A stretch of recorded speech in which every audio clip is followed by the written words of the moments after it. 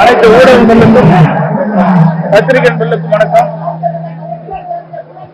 கள்ளக்குறிச்சி மாவட்டம், கள்ளக்குறிச்சி நகரம், கருணாபுரத்தை சுற்றியுள்ள பகுதியில் இருக்கின்ற ஏழை எளிய மக்கள் அந்த பகுதியில் விற்பனை செய்த கள்ள சாராயத்தை குடித்த காரணத்தினால் சுமார் 200 பேர் பாதிக்கப்பட்டதாக தகவல் கிடைத்துள்ளன. இந்த கள்ளச்சாராயம் பருகி இறந்தவர்கள் இதுவரை 36 பேர், மருத்துவமனையிலே சிகிச்சை பெற்று வருவடைய எண்ணிக்கை சுமார் 133 பேர். இன்னும் பல பேர் இந்த கள்ளச்சாராயம் பருகி பாதிக்கப்பட்டதால் என்று தகவல் கிடைத்திருக்கின்றன. பாதிக்கப்பட்ட ஒவ்வொருவராக மருத்துவமனையிலே இன்றைக்கு சேர்க்கப்பட்டு வருகிறார்கள். இந்த கள்ளச்சாராயம் விற்ற பகுதி கள்ளக்குறிச்சி நகரத்துடைய மைய பகுதி. இந்த கள்ளச்சாராய விற்பனை நடைபெற்ற பகுதிக்கு அருகில் காவல் நிலையம் இருக்கின்றது. அங்கே நீதிமன்றம் இருக்கின்றது. அதோடு இந்த கள்ளக்குறிச்சி மாவட்டம் தலைமையிடமாக இருக்கின்றது. மாவட்ட காவல்துறை கண்காணிப்பாளர் இங்கே இருக்கின்றார். மாவட்ட ஆட்சித்தலைவரும் இருக்கின்றார்கள். உயர் அதிகாரிகளும் இருக்கின்றார்கள். இன்றைக்கு காவல்துறை சேர்ந்த அதிகாரிகளும் இந்த கள்ளக்குறிச்சி நகரத்திலே இருக்கின்ற இந்த சூழ்நிலையில் இந்த கள்ளச்சாராய விற்பனை இன்றைக்கு விற்ற காரணத்தினால் அந்த கள்ளச்சாராயத்தை பருகியவர்கள் இன்றைக்கு 36 பேர் இறந்திருக்கின்றார்கள். இது வேதனையான சூழ்நிலை. அது மட்டுமல்ல, இன்றைக்கு பாதிக்கப்பட்டவர்கள் புதுச்சேரி ஜிப்மர் மருத்துவமனை, கள்ளக்குறிச்சி அரசு பொது மருத்துவமனை, விழுப்புரம் அரசு பொது மருத்துவமனை, சேலம் அரசு பொது மருத்துவமனை, இந்த மருத்துவமனையிலே சேர்க்கப்பட்டு இன்றைக்கு பாதிக்கப்பட்டவர்களுக்கு சிகிச்சை அளிக்கப்பட்டு வருகிறது. ஆனால் நேற்றைய தினம் நான் தஞ்சை மாவட்டத்தில் சென்றிருந்த பொழுது மாலை 3 மணி அளவுக்கு எனக்கு கிடைத்த செய்தி, இந்த கள்ளச்சாராயம் குடித்து 3 பேர் இறந்திருக்கின்றார்கள். பல பேர் சிகிச்சை பெற்றவரால் மருத்துவமனை செய்தி கிடைத்தது. ஆனால் இவ்வளவு அதிகமான பேர் கள்ளச்சாராயம் குடித்து இறந்த செய்தி மிகுந்த வேதனையும் வருத்தத்தையும் அளிக்கிறது. இவர்கள் அனைவருமே காலனியை சேர்ந்தவர்கள், ஏழைகள். இப்படிப்பட்ட பகுதியில் இவ்வளவு அதிகாரிகள் இருக்கின்ற மாவட்ட தலைநகரத்தில் காவல் நிலையத்திற்கு பின்புறமே கள்ளச்சாராயம் விற்கப்படுகிறது என்று சொன்னால் இந்த ஆட்சியுடைய நிர்வாகம் எப்படி இருக்கும் என்பதை எண்ணி பார்க்க வேண்டும். அது மட்டுமல்ல, எங்களுக்கு கிடைத்த தகவல், பத்திரிகை ஊடக செய்திகள், பரவான தகவல்கள், வலையில் வருகின்ற செய்திகள், இதற்கு பின்னாலே மிகப்பெரிய ஒரு கும்பல் இருப்பதாக கிடைத்திருக்கின்றன. அதுவும் ஆளுங்கட்சியை சேர்ந்த அதிகாரமிக்கவர்களே ஈடுபட்டிருப்பதாக தெரிகிறது. இல்லாவிட்டால் இவ்வளவு துணிச்சலாக நகர மைய பகுதியில் காவல் நிலையத்திற்கு அருகில் இந்த கள்ளச்சாராய விற்பனை நடைபெறுமா? இன்னைக்கு மக்களிடத்திலே மிகப்பெரிய கொந்தளிப்பை ஏற்படுத்தியிருக்கின்றது. இன்னும் எவ்வளவு பேர் சிகிச்சையில் குணமடைவார் என்று தெரியவில்லை. இன்றைக்கு சிகிச்சை பலனளிக்காமல் நேற்றையிலிருந்து ஒவ்வொருவராக இறக்க வேண்டிய ஒரு சூழலை பார்க்கின்ற பொழுது மிகுந்த வேதனையும் அதிர்ச்சியும் இன்றைக்கு அடைந்திருக்கின்றோம். இதற்கு முன்பு விழுப்புரம் மாவட்டம், செங்கல்பட்டு மாவட்டத்தில் கள்ளச்சாராயம் மருந்து 22 பேர் உயிரிழந்தார்கள். அப்பொழுது நான் விழுப்புரம் மாவட்டத்திற்கு வருகிறது அரசு மருத்துவமனையை அந்த சிகிச்சை பெறுகளை பார்த்துட்டு பேட்டி கொடுத்தேன். அப்பொழுதும் நான் சொன்னேன், தமிழகத்தில் கள்ளச்சாராயம் அதிகமாக விற்பனை செய்யப்படுகிறது. இதனால் ஏழை எளிய மக்கள் இந்த கள்ளச்சாராயத்தை குடித்து இறக்கின்றார்கள். இதை தடுத்து நிறுத்த வேண்டும், இரும்பு கரம் கொண்டு நடவடிக்கை எடுக்க வேண்டும் என்று அப்பொழுதே தெரிவித்தார். அப்பொழுதும் ஆளுங்கட்சி சேர்ந்தவருடைய அதிகார பலமிக்கருடைய ஆதரவோடு தான் இந்த கள்ளச்சாராய விற்பனையும் ஈடுபட்டதாக ஊடகத்திலும் பத்திரிகையும் செய்து வந்துள்ளன. அப்பொழுதும் உடனடியாக முதலமைச்சர் நடவடிக்கை எடுப்பதாக சிபிசிஐடியிடம் இந்த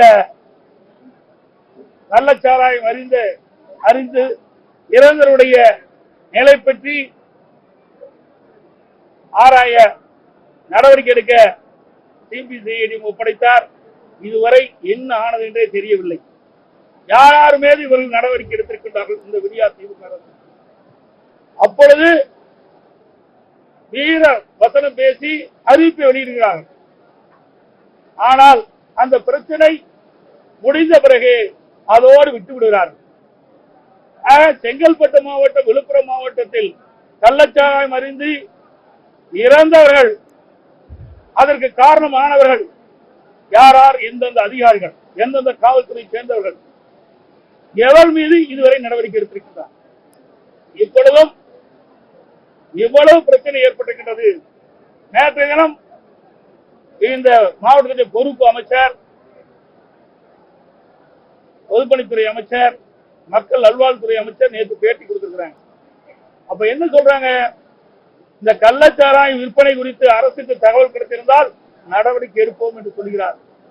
எங்களுடைய சட்டமன்ற உறுப்பினர், கள்ளக்குறிச்சி சட்டமன்ற உறுப்பினர் செந்தில்குமார் அவர்கள் ஒரு 5 தினங்களுக்கு முன்பு மாவட்ட காவல் கண்காணிப்பாளர் தொலைபேசி வாயிலாக கள்ளச்சாராய விற்பனை, போதைப் பொருள் விற்பனை அமோகமாக நடைபெற்றுக் கொண்டிருக்கிறது, இதை தடுத்து நிறுத்த வேண்டும் என்று அவரிடத்தில் தெரிவித்திருக்கின்றார்.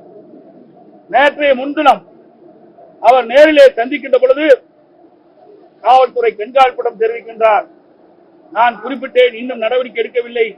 ஆகவே கள்ளச்சாராயம் விற்பனையை தடுத்து நிறுத்த உரிய நடவடிக்கை மேற்கொள்ள வேண்டும் என்று தகவலை கொடுத்தார் சட்டமன்ற உறுப்பினர். ஆனால் காவல்துறை சேர்ந்த அதிகாரிகள் எந்த நடவடிக்கையும் எடுக்கவில்லை. அதோடு 29/3/2023 அன்று நம்முடைய கள்ளக்குறிச்சி சட்டப்பேரவை உறுப்பினர் செந்தில்குமார் அவர்கள் ஒரு கவன ஈர்ப்பு தீர்மானத்தை சட்டமன்றத்திலே சபாநாயகரிடம் அளித்தார். அதிலே கூட குறிப்பிட்டிருக்கின்றார், இன்றைக்கு கள்ளக்குறிச்சி மாவட்டம் தியாகதுருவம் ஒன்றியம் தூத்துக்குடி கிராமத்தைச் சேர்ந்த ஜெய்சங்கர் அவர்களின் மகன் ஜெகன்சிறி என்பவர் 23/3/2022 காலை 8 மணியில் பரஞ்சரம் காவல் நிலையத்தில் தனது மகன் காணவில்லை என்று புகார் தெரிவித்திருந்த நிலையில் தூத்துக்குடி கிராமத்தை 3 நபர்களை பிடித்து வந்து விசாரித்து மது அருந்து அழைத்து சென்று மது பாட்டிலால் தலையில் தாக்கி கழுத்தில் குத்தி கூத்தடியில் உள்ள வனத்துறைக்கு சொந்தமான இடத்தில் புதைத்து விட்டனர். எனவே இப்பகுதியில் கஞ்சா மற்றும் கள்ளச்சாராயம் ஆகியவை பெரும் புழக்கத்தில் உள்ளதால் அதை உடனடியாக தடுத்து நிறுத்த வேண்டிய அவசியம் குறித்து இன்றைக்கு விவாதிக்க வேண்டும் என்று இன்றைக்கு பேரவைத் தலைவரிடத்தை கொடுத்தார். இதை விசாரிக்கப்பட்டிருந்த அந்த கவன தீர்மானத்தை எடுத்து சட்டமன்றத்திலே விவாதிக்கப்பட்டிருந்தால் இது முதலமைச்சருடைய துறை. ஆகவே இந்த பகுதியில் எந்தெந்த பகுதியில் கள்ளச்சாராய விற்பனை நடைபெறுகிறது, எந்தெந்த பகுதியில் இன்றைக்கு போதைப்பொருள் விற்பனை நடைபெறுவது கண்டறிந்து நடவடிக்கை எடுத்திருக்கலாம். நேற்றைய தினம் அமைச்சர் சொல்கிறாரே, எங்களுடைய சட்டமன்ற உறுப்பினர் கவன ஈர்ப்பு தீர்மானத்தை கொடுத்திருக்கின்றோம், தகவல் கிடைத்திருந்தால் நடவடிக்கை எடுப்போம் என்று சொன்னார். கவன ஈர்ப்பு தீர்மானத்தை நீங்கள் எடுக்கல. ஆக இந்த கள்ளக்குறிச்சி மாவட்டம் மட்டுமல்ல, கள்ளக்குறிச்சி நகரம் மட்டுமல்ல, தமிழ்நாடு முழுவதும் இன்றைக்கு போதைப் பொருள் நிறைந்த மாநிலமாக திகழ்கிறது. கள்ளச்சாராயம் ஆறு போல் ஓடிக்கொண்டிருக்கின்றது. ஏழை எளிய மக்கள் கள்ளச்சாராயத்தை குடித்து விலை மதிக்க முடியாத உயிரை இன்னைக்கு துறக்க வேண்டிய அவலனை இந்த ஆட்சியிலே பார்க்கப்படுகிறது. இன்னும் சொல்ல போனா திருச்செங்கோட்டுல நீங்க பாத்தீங்கன்னா நாமக்கல் மாவட்டம் திருச்செங்கோடு தாலுகாவில் தேவனாங்குறிச்சி அங்க வந்து திமுக நிர்வாகி, திமுக கவுன்சிலர் இன்றைக்கு அவருக்கு சொந்தமான குடோன்ல இந்த கள்ளச்சாராயத்தை பாட்டில் அடைத்து அங்க இருக்கின்ற சந்து கடையில் விற்பனை செஞ்சிருக்கிறாங்க. இதை உடனே அவருக்கு அரசுடைய கவனத்திற்கு கொண்டு சென்றோம். உடனே இது விடியா திமுக அரசுடைய முதலமைச்சர் சம்பந்தப்பட்டவரை கைது செய்யாமல் அதில் வேலை பார்த்த வடநாட்டு தொழிலாளர்களை அதற்கு கைது செய்து கண் துடைப்பு நாடகம் அடித்துட்டார். இதுக்கு பின்புலம் திமுக கட்சி சேர்ந்த நிர்வாகிகள் தான் பின்புலமாக செயல்பட்டுக் கொண்டிருக்கின்றார்கள். இல்லாவிட்டால் இப்படிப்பட்ட மரணம் நடைபெறாத இந்த மரணம் நடைபெறுவதற்கு காரணம் திமுக முதலமைச்சருடைய நிர்வாக திறமையற்ற முதலமைச்சர் ஆண்டு கொண்டிருக்கின்றார். இதற்கு பின்புலமாக திராவிட முன்னேற்ற கழகத்தைச் சேர்ந்த நிர்வாகிகளே ஈடுபட்டிருக்கிறார் என்று வெள்ள தெளிவாக பல்வேறு சந்தர்ப்பங்களில் தெரிய வருகிறது. அதனால் இவ்வளவு உயிர்கள் இன்றைக்கு போவதற்கு காரணம், இவ்வளவு மரணங்கள் ஏற்படுவதற்கு காரணமாக இருந்த நிர்வாக திறமையற்ற முதலமைச்சர் திரு ஸ்டாலின் அவர்கள் ராஜினாமா செய்ய வேண்டும். அதுதான் பொருத்தமா இருக்கும். ஏன்னா ஒவ்வொரு முறையும் ஏதாவது ஒரு சாக்கு போக்கு சொல்லி இன்றைக்கு அவர்கள் இதை காலம் கடத்தி இப்படிப்பட்ட ஏழை எளிய மக்கள் விலை மதிக்க முடியாத உயிர் துறப்பதற்கு காரணமாக இருக்கிற அரசாங்கம் விடியா திமுக அரசாங்கம் இந்த நேரத்தில் சுட்டிக்காட்டுகிறேன். இதற்கு தார்மீக பொறுப்பேற்று திராவிட முன்னேற்ற தலைவர் தமிழகத்தினுடைய முதலமைச்சர் திரு ஸ்டாலின் அவர்கள் ராஜினாமா செய்ய வேண்டும் என்று நாங்கள் வற்புறுத்துகிறோம். அது மட்டுமல்ல, இன்றைக்கு விக்கிரவாண்டி சட்டமன்ற தேர்தல் நடக்குது. அதுல பூத் வாரியா பிரிச்சு அமைச்சரை நியமிக்கிறாங்க. ஒன்றியத்துக்கு 5 அமைச்சரை நியமிக்கிறாங்க. இவ்வளவு பேர், சுமார் 200 பேர் கள்ளச்சாராயம் குடித்து ஆபத்தான நிலையில் இருக்கிறார்களே, இதற்கு ஒரு 20 பேருக்கு ஒரு அமைச்சரை போட்டு இன்றைக்கு சென்னையிலிருந்து மருத்துவர்களை அழைத்து வந்து இன்னைக்கு உயர்தர சிகிச்சை அளிக்கப்பட்டிருந்தால் பல பேரை காப்பாற்றிக்கலாம். ஆனால் மக்கள் மீது அக்கறை இல்லாத அரசாங்கம், அவளுக்கு ஆட்சி அதிகாரம் தான் முக்கியம். ஓட்டு போட்ட மக்களோ நாட்டு மக்களோ ஏழை மக்களோ பற்றி கவலைப்படாத முதலமைச்சர் இன்றைக்கு விடியா முதலமைச்சர் என்பதை நேரத்தில் தெரிவித்துக் கொள்கிறேன். அது மட்டுமல்ல, நேற்றைய தினம் ஒரு 3-4 பேர் இறந்த பொழுது இன்றைக்கு மாவட்ட ஆட்சித்தலைவர், மாவட்ட காவல்துறை கண்காணிப்பாளர், இந்த மாவட்டத்தினுடைய திமுக மாவட்ட சட்டமன்ற உறுப்பினர் அருகில வந்து பேசுறாங்க. இன்னைக்கு எல்லாத்துக்கும் வெட்ட வெளிச்சமா தெரியும். இதில் இறந்தவருடைய குடும்பத்தை சேர்ந்த ஒருவர் தொலைக்காட்சி மூலமாக பேட்டி கொடுக்கிறார். கள்ளச்சாராயம் பருகிதான் எங்க குடும்பத்தை சேர்ந்தவர் இறந்தார் என்று. ஆனால் மாவட்ட ஆட்சித்தலைவர் என்ன சொல்கிறார்? வயிற்று வலியால், வயிற்று போக்கால் இருந்தார். இன்னொருவர் வயதான காலத்தினால இருந்தார் என்று சொல்றார். இன்னொரு உயிர் போயிருக்கின்றது, அதற்கு வலிப்பு வந்து இறந்தா என்று சொல்றார். எவ்வளவு பச்சை பொய்யை ஒரு மாவட்ட ஆட்சித்தலைவர் சொல்கிறார். இந்த அரசுக்கு முட்டுக் கொடுக்கிறார். இப்படிப்பட்ட அதிகாரி இருக்கின்ற பொழுது இப்படிப்பட்ட ஏழை மக்களுக்கு எங்கே நீதி கிடைக்கும்? ஏழை மக்கள் இப்படி காப்பாற்றப்படுவார்கள்? ஒரு மாவட்ட நிர்வாகமே ஒரு தவறாக, ஒரு முன்னுதாரணமாக நேற்று தினம் அவள் கொடுத்த பேட்டியிலிருந்து தெரியுது.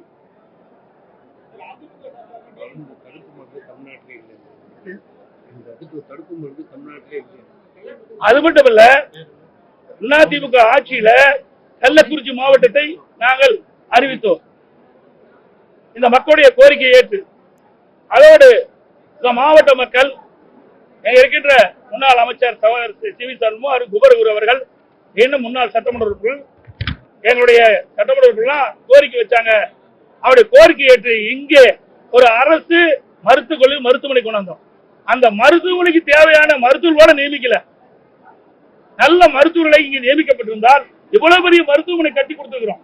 400 கோடியில அதுக்கு தேவையான மருத்துவ கருவிகளை வாங்கி வைத்திருந்தால் ஏழை மக்களை காப்பாற்றிக்கலாம். அதுவும் தவற விட்டு விட்டார்கள். இந்த வியாதிக்கு முடிக்கிற விஷத்தை முடிக்கிற மருந்து தமிழ்நாட்டில் இல்ல. அது மட்டுமல்ல, இந்த கள்ளச்சாராய அவளுக்கு குணமடை செய்ய வேண்டும் என்றால் இந்த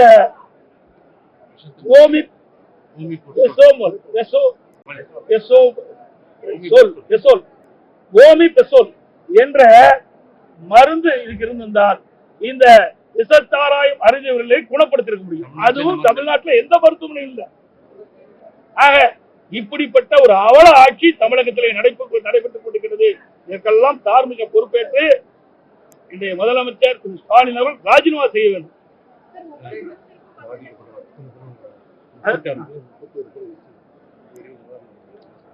அதோட இன்னைக்கு கள்ளச்சாராயம் குடித்து இறந்தவர்கள் குடும்பத்திற்கு எனது ஆழ்ந்த இரங்கலையும் வருத்தத்தையும் தெரிவித்துக் கொள்வதுடன் மேலும் மருத்துவமனையில் சிகிச்சைக்கு அனுமதிக்கப்பட்டு சிகிச்சை பெறுகின்றவர்கள் எல்லாம் உள்ள இறைவனால் அவர்கள் பூர்ண நலம் பெற வேண்டும் என்று நேரத்தில் தெரிவிச்சுக்கிறேன். அது மட்டும் இல்லாம ஒரு குடும்பத்தை சேர்ந்தவர் அவருடைய தாய் தந்தை 2 பேருமே இருந்துட்டாங்க. அவருக்கு 3 குழந்தைகள் இருக்கின்றது. ஒரு பெண் குழந்தை, அதுக்கு +1 படிக்குது, 11ஆம் படிக்குது. இரண்டாவது 2 மகன்கள், ஒன்று 9வது படிக்கிறாங்க, ஒன்று 8ஆம் படிக்கிறாங்க. 3 பேரும் அவருடைய முதிர்ந்த பாட்டியோடு தான் வசிப்பதாக இருக்கின்ற சூழ்நிலை இருக்கின்றது. ஆகவே அது பெற்றோர்களை இழந்து வாரிடும் இந்த குழந்தைகளுக்கு அனைத்து இந்திய அண்ணா திராவிட முன்னேற்ற கழகம் அனைத்து உதவிகளும் செய்யும். அவருடைய கல்வி செல்வை அரசாங்கமே எங்களுடைய கட்சியை அதிமுக கட்சி ஏற்றுக்கொள்ளும். அது மட்டுமல்ல, இந்த குழந்தைகளுக்கு 10 ஆண்டுகளுக்கு இந்த குடும்பத்திற்கு மாதந்தோறும் 5000 ரூபாய் அனைத்து இந்திய அண்ணா திராவிட முன்னேற்ற கட்சி வழங்கும். அதே போல அரசாங்கம் இன்றைய தினம்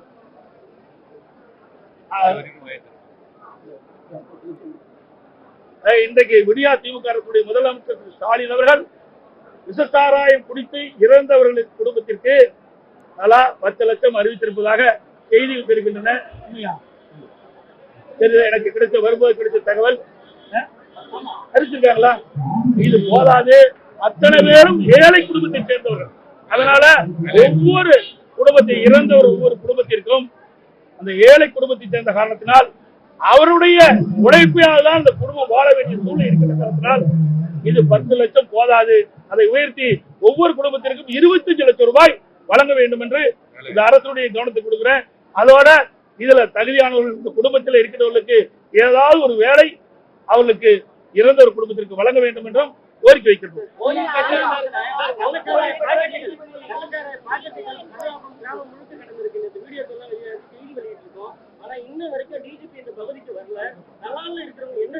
இந்த அரசாங்கமே இல்லையே, அரசாங்கமே செயல்படலையே. ஏன்னா எல்லாமே இன்னொன்னு சொல்ல வேண்டியது பொருத்தமா இருக்கு நினைக்கிறேன். பொதுக்குழு கூட்டத்துல திரு ஸ்டாலின் பேசுறார், நான் இரவில் தூங்கி காலையில் கண் விழிக்கின்ற பொழுது எங்க கட்சி நிர்வாகினால் என்ன பிரச்சனை ஏற்படுமோ என்று அவரே சொல்லியிருக்கார் பொதுக்குழு கூட்டத்துல. அப்படின்னா கட்சி அவர் கட்டுப்பாட்டில் இல்ல. அதனாலதான் அவர் கட்சி சேர்ந்த நிர்வாகிகள் இவ்வளவு ஆட்டம் போடுறாங்க. இன்றைக்கு மக்களை இன்றைக்கு வாட்டி வதைக்கின்றார்கள் இந்த திமுக கட்சி சேர்ந்த நிர்வாகிகள், உயர் பதவியில் இருக்கின்றவர்கள். ஆகவே இதற்கெல்லாம் ஒரே தீர்வு திரு ஸ்டாலின் ராஜினாமா செய்யணும்.